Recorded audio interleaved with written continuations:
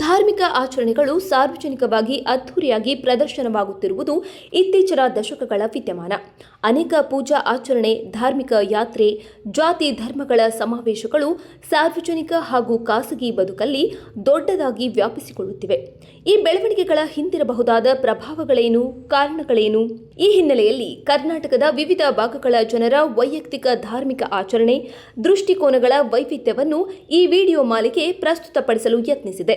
ಮೈಸೂರು, ಚಾಮರಾಜನಗರ, ಮಹದೇಶ್ವರ ಬೆಟ್ಟ ಹಾಗೂ ಬೆಂಗಳೂರಿನ ಜನರ ಅನಿಸಿಕೆಗಳನ್ನು ಈಗಾಗಲೇ ಮೊದಲ ಹಂತದ ವಿಡಿಯೋಗಳು ದಾಖಲಿಸಿವೆ. ಬಹುಬಗೆಯ ಧಾರ್ಮಿಕ ನಂಬಿಕೆ, ಆಚರಣೆಗಳು ಏಕಕಾಲದಲ್ಲಿ ಜನರ ಬದುಕನ್ನು ಆವರಿಸಿವೆ.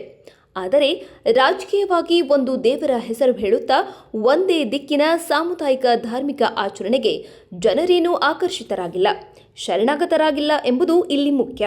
ನಿಜಕ್ಕೂ ಜನರಿಗೆ ಧರ್ಮವೆಂಬುದು ದಮನಿಸುವ ಶಕ್ತಿಯಾಗಿಲ್ಲ, ಸಶಕ್ತೀಕರಿಸುವ ಸಾಧನವೂ ಆಗಿಲ್ಲ.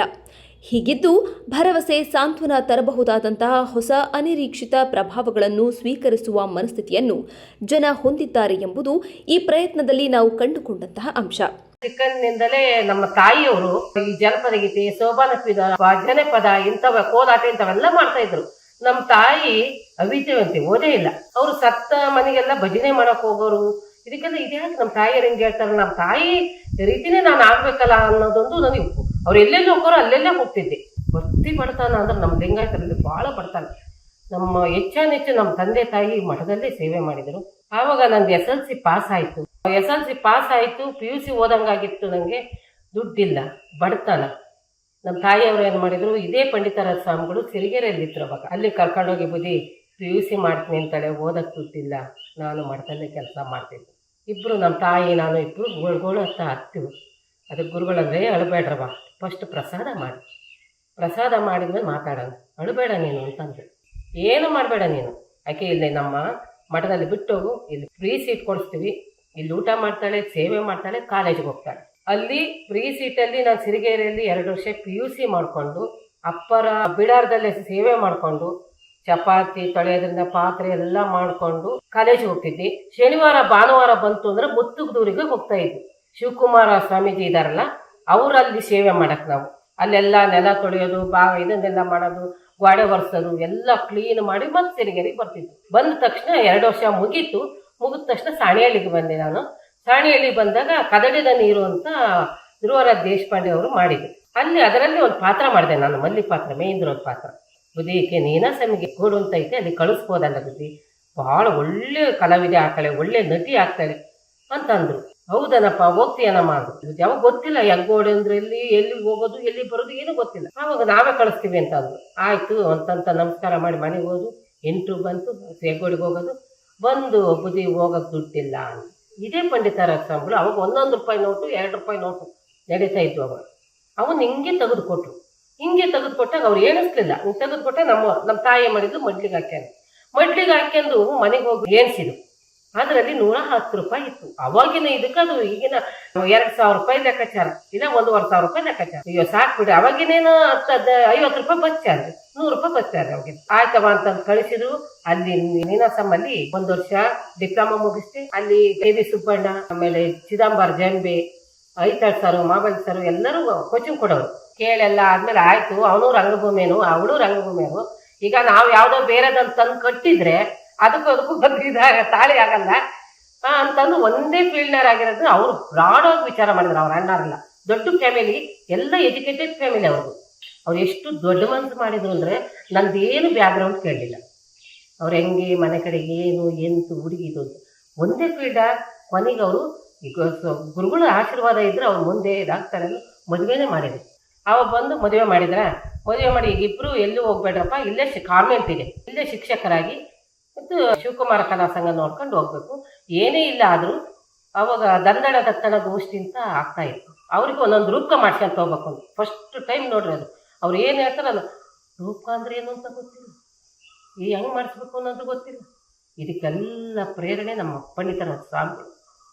ಆವಾಗ ಮದುವೆ ಆದಮೇಲೆ ನಾಟಕ ಮಾಡ್ಕೊಂತ ಶಿಕ್ಷಕರಾಗಿ ಮಾಡ್ಕೊಂತ ಬಂದು ದಾವಣಗೆರೆ ಹತ್ರ ಐಗೂರು ಅಲ್ಲಿಗೆ ಹೋದು. ಅವಾಗಿನ್ನು ನಾಟಕದ ಬಗ್ಗೆ ಏನೂ ಜನಕ್ಕೆ ಗೊತ್ತಿಲ್ಲ.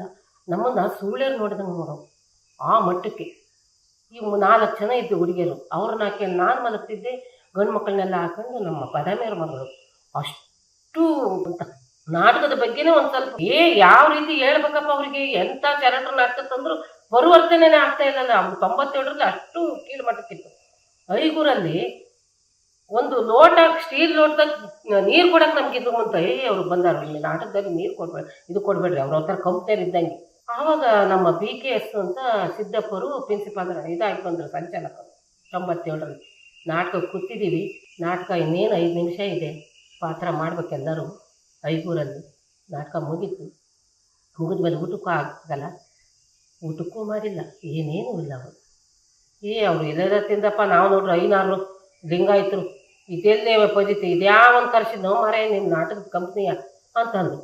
ಎಲ್ಲರಿಗೂ ನಾನು ಕರೆಕ್ಟ್ 2:30-3 ಗಂಟೆ ಆಗಿತ್ತು. ಎಲ್ಲರಿಗೂ ಅನ್ನ ಸಾಂಬಾರು ಮಾಡಿಕೊಟ್ಟು ಎಲ್ಲರಿಗೂ ಊಟ ಮಾಡಿ ಇಷ್ಟಿಷ್ಟು ಅಕ್ಕಿ ಪಾತ್ರೆ ಎಲ್ಲ ಬೇರೆ ಬೇರೆ ಕೊಟ್ಬಿಟ್ರು ನಮಗೆ. 3 ದಿವಸ ಅದೇ ಊರಲ್ಲಿ ಉಳಿಯೋದು.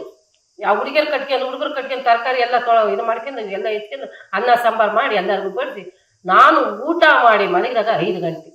ಮತ್ತು 3 ದಿವಸ ನಾವು ಆ ಪಾತ್ರನೇ ಮುಟ್ಟಿಲ್ಲ, ಅವರು ಎಲ್ಲ ನಮ್ಮ ಹತ್ರಲ್ಲೇ ಇತ್ತು. ಅವಾಗ ಒಂದು ವ್ಯಕ್ತಿ ಆಯಿತು, ಯಾವ ರೀತಿಯಪ್ಪ ಜನರಿಗೆ ಯಾವ ರೀತಿ ನಾವು ಜಾಗೃತಿ ಮೂಡಿಸ್ಬೇಕು ಅಂತ.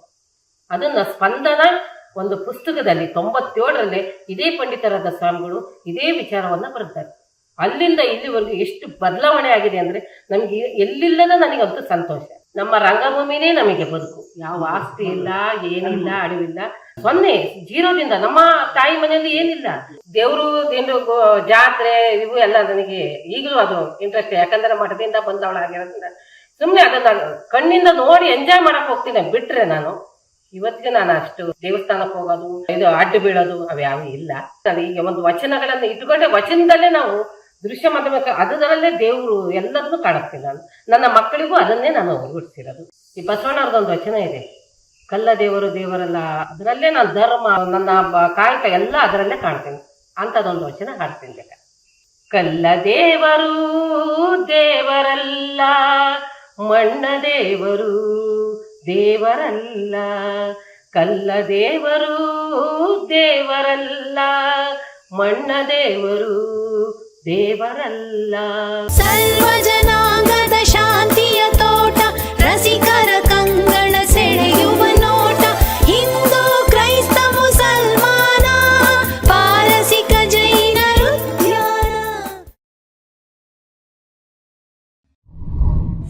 ಮತ್ತಷ್ಟು ವಿಶೇಷ ವಿಡಿಯೋಗಳನ್ನು ನೋಡಲು ಮತ್ತು ಹೊಸ ವಿಡಿಯೋಗಳ ಬಗ್ಗೆ ತಿಳಿಯಲು ಈ ದಿನ .com ಯೂಟ್ಯೂಬ್ ಚಾನೆಲ್ ಸಬ್ಸ್ಕ್ರೈಬ್ ಮಾಡಿ ಮತ್ತು ಬೆಲ್ ಐಕಾನ್ ಕ್ಲಿಕ್ ಮಾಡಿ.